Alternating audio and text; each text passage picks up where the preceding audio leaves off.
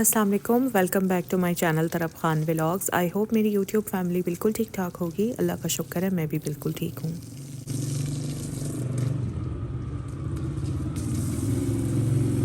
कल शाम 5 साढ़े 5 बजे के करीब मैं बड़े आराम से बैठी हुई चाय पी रही थी। अचानक से स्कूल से मैसेज आ गया कि बच्चों के स्कूल ओपन हो गए हैं और नेक्स्ट डे से फ़ेस टू फेस क्लास होगी। और मैं एकदम इतनी घबरा गई, जो चाय मैं पी रही थी उसका भी मज़ा जैसे बिल्कुल ख़त्म ही हो गया, क्योंकि मैंने बच्चों के विंटर यूनिफॉर्म अभी निकाले नहीं थे।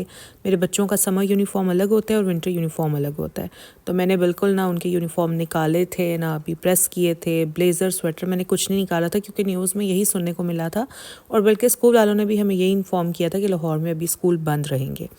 तो एकदम से जब इतला आई तो मैं काफ़ी घबरा सी गई। अच्छा, इससे भी ज़्यादा जो ख़तरनाक किस्म की इतला थी ना, वो ये थी कि जिस दिन स्कूल ओपन होना है उसी दिन तरफ की मिड टर्म के 2 पेपर भी होने हैं और स्कूल ने हर दिन 2-2 पेपर कंडक्ट करके मिड टर्म को जल्दी जल्दी ख़त्म करना है। तो मुझसे ज़्यादा तो खैर तरफ परेशान थी, क्योंकि उसको अभी 2 सब्जेक्ट्स अच्छी तरह से तैयार करने थे, क्योंकि उसके पेपर थे। और मुझे घबराहट इसलिए हो रही थी क्योंकि मुझे तरफ के विंटर ट्राउज़र्स, जो उसके स्कूल के ट्राउज़र्स थे, वो ऑल्टर कराने थे और इतने कम टाइम में मुझे कौन ऑल्टर करके देगा, मुझे ये भी समझ नहीं आ रही थी। खैर मैंने सोचा कि अब घबराने से तो कुछ नहीं होगा, काम तो करना ही है और मुझे ही को करना है, ये भी मुझे बहुत अच्छी तरह पता था। तो सबसे पहले तो मैंने अपनी चाय ख़त्म की, उसके बाद मैंने बच्चों के कपड़े निकाले, तरफ के ट्राउज़र्स लिए, गाड़ी निकाली और मैं चल पड़ी एक दर्जन के पास। मैं वैसे दर्जनों से स्टिचिंग नहीं करवाती, ऐसी बात नहीं है कि मुझे उनकी स्टिचिंग अच्छी नहीं लगती, बट शुरू से आदत है कि कपड़े टेलर से ही सिलवाती हूँ मैं। लेकिन एक मैंने दर्जन अपनी ऐसी रखी हुई है जो मेरे इस तरह के जो छोटे मोटे काम है ना, वो मुझे फटाफट करके दे देती है। माशाल्लाह, अल्लाह पाक उसको खुश रखे, उसने कभी मुझे परेशान नहीं किया। जब भी जिस वक्त भी मैं उसको कहती हूँ कि मुझे ये कपड़ा चाहिए, वो मुझे ठीक करके दे देती है। तो खैर मैं उसके पास गई, वहाँ पर मैंने अपने ट्राउज़र्स छोड़े। उसने मुझे कहा कि बाजी आप 1.5 घंटे के बाद आकर ले जाएं।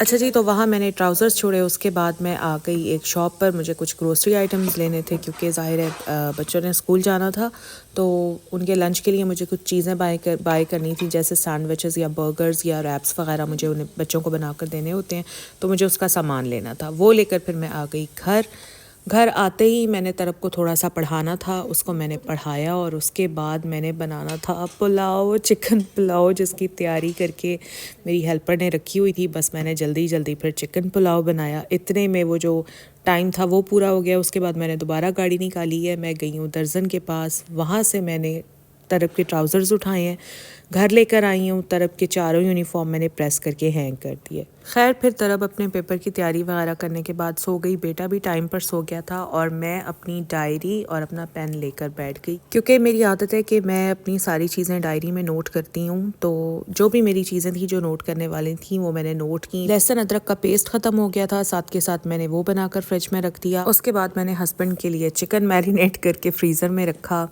एंड आफ्टर दैट फिर मैं आई थिंक ये सारे कामों में मुझे 2 बज गए थे रात के। फिर मैंने अपनी मेडिसिन्स ली और उसके बाद मैं जाकर बेड पर लेट गई। ये सारी बातें बताने का मकसद पता है क्या था? सिर्फ एक मकसद था कि एक औरत ही है जो इतने सारे काम एक वक्त में मैनेज कर सकती है। मैंने अगर अपने हस्बैंड से कोई चीज़ मंगवानी होती है ना, और मैं उनको बोल दूँ कि आप आते हुए ये लेते आए, अब हालांकि मैंने उनको बता दिया है, लेकिन उसके बावजूद भी वो मुझे कहते हैं कि नहीं नहीं, इसी चीज़ का टेक्स्ट करो तुम मुझे, या मुझे व्हाट्सएप कर दो। अच्छा, मैं व्हाट्सएप कर देती हूँ। अब फ़र्ज़ करें मैंने व्हाट्सएप में उनको 3 चीज़ें लिख कर भेजी हैं, तो आप यकीन करें आते हुए सिर्फ एक ही चीज़ हाथ में होती है और बाकी 2 के बारे में वो कहते हैं कि मैं भूल गया।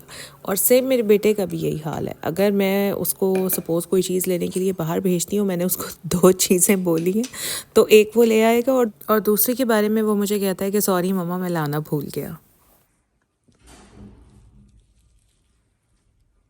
Thank you.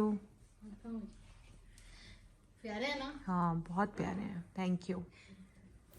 आप लोग अक्सर ही मेरे व्लॉग में देखते होंगे कि मेरी हेल्पर्स मुझे इस तरह से फूल ला कर देती हैं, और ये हर दूसरे दिन ही वो मुझे ला कर देती हैं, और मुझे उनका ये जेस्चर इतना अच्छा लगता है कि मैं क्या बताऊँ। वैसे मैंने बड़ा शुक्र अदा किया कि बच्चों के स्कूल्स ओपन हो गए हैं, क्योंकि बच्चों की एक रूटीन होती है, वो सेट हो जाती है। ऑनलाइन क्लास में भी एक रूटीन बनी हुई होती है, लेकिन फ़िज़िकल जाकर पढ़ने में जो मज़ा है ना, वो ऑनलाइन क्लास लेने में नहीं आता। पाकिस्तान के हालात देखकर इतना दिल दुखता है ना कसम से। जब भी मैं अपनी कोई शॉपिंग दिखाती हूँ तो मेरे इंडियन सब्सक्राइबर्स के अक्सर कमेंट्स आते हैं कि आपका पाकिस्तान बहुत महंगा है, आपके यहाँ कपड़े इतने महंगे मिलते हैं, आपके यहाँ चीज़ें इतनी महंगी मिलती हैं। आप इसी से अंदाज़ा कर लें कि आईफ़ोन हमें पाकिस्तान में 8-9 लाख से कम का नहीं मिलता, PTA अप्रूव्ड, ठीक है।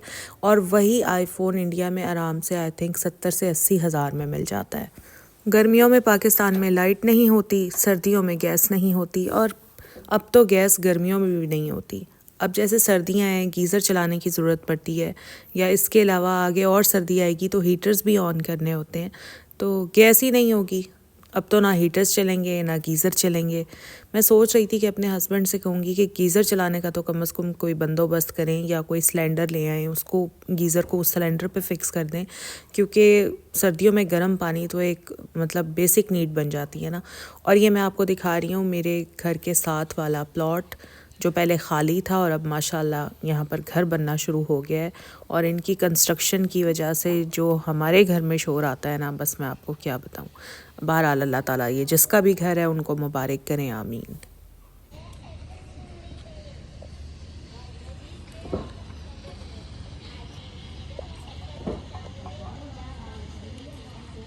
भिंडी मैं ले तो आई थी, लेकिन यकीन करें बिल्कुल मज़ा नहीं आया। ज़ाहिर है ऑफ सीज़न सब्ज़ी का भला क्या मज़ा हो सकता है।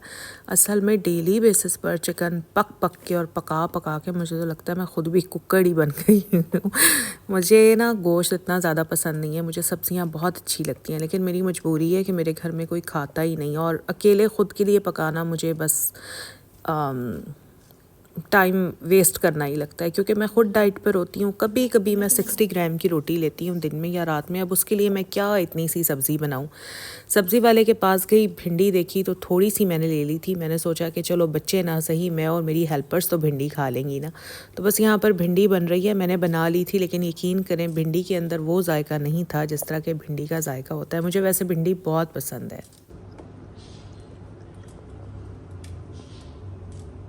चाय मुझे इतनी ज़्यादा पसंद नहीं है, लेकिन 2 वक्त की चाय मैं लाजमी पीती हूँ, एक सुबह की चाय और एक शाम 5-5:30 बजे के वक्त की चाय। Thank you. अच्छा, जब मैंने वेट लॉस शुरू किया था ना, तब मैं फीकी चाय पीती थी और कैसे मैं जहर मार करती थी बस मुझे ही पता है। लेकिन जब से मैंने 15 kg लूज़ किया है ना, अब मैं चाय में स्टिविया डालकर पीती हूँ और मुझसे फीकी चाय बिल्कुल नहीं पी जाती।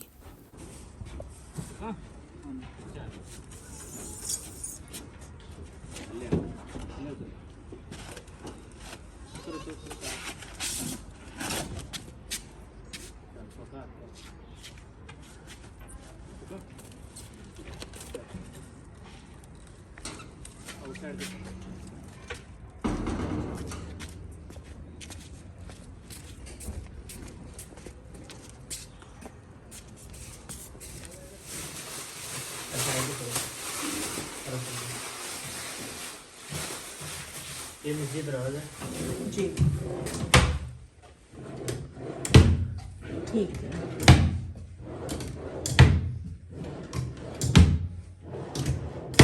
अच्छा, तो यहाँ पर आप लोग ये जो वैनिटी देख रहे हैं ना, ये मैंने अपनी बेटी तरब के लिए बनवाई है।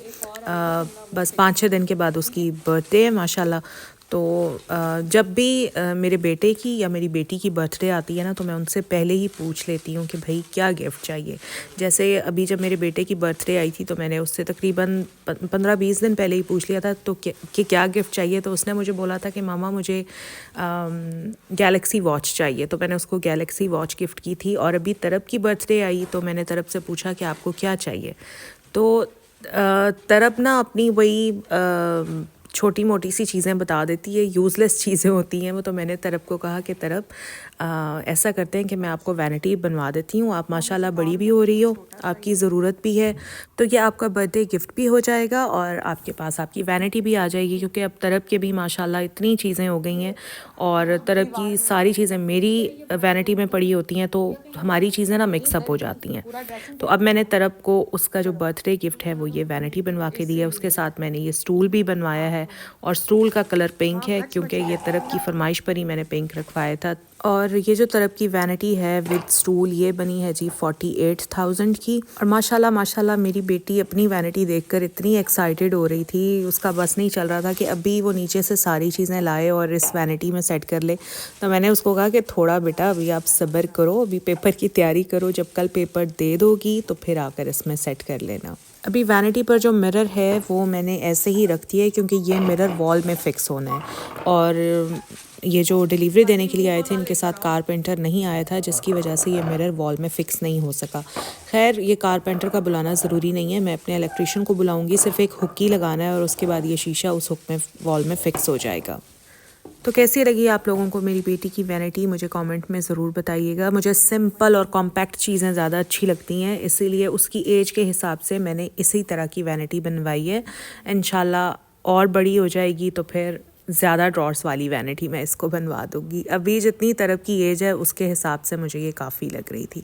तो बस ये मेरा आज का व्लॉग था। आई होप आप लोगों ने एंजॉय किया होगा। अगर अच्छा लगा है मेरा व्लॉग तो लाइक ज़रूर करें, फ्रेंड्स एंड फैमिली के साथ शेयर ज़रूर करें। चैनल पर फर्स्ट टाइम आए हैं तो मेरे चैनल को सब्सक्राइब ज़रूर करें। अपना ख्याल रखें। अल्लाह हाफ़िज़।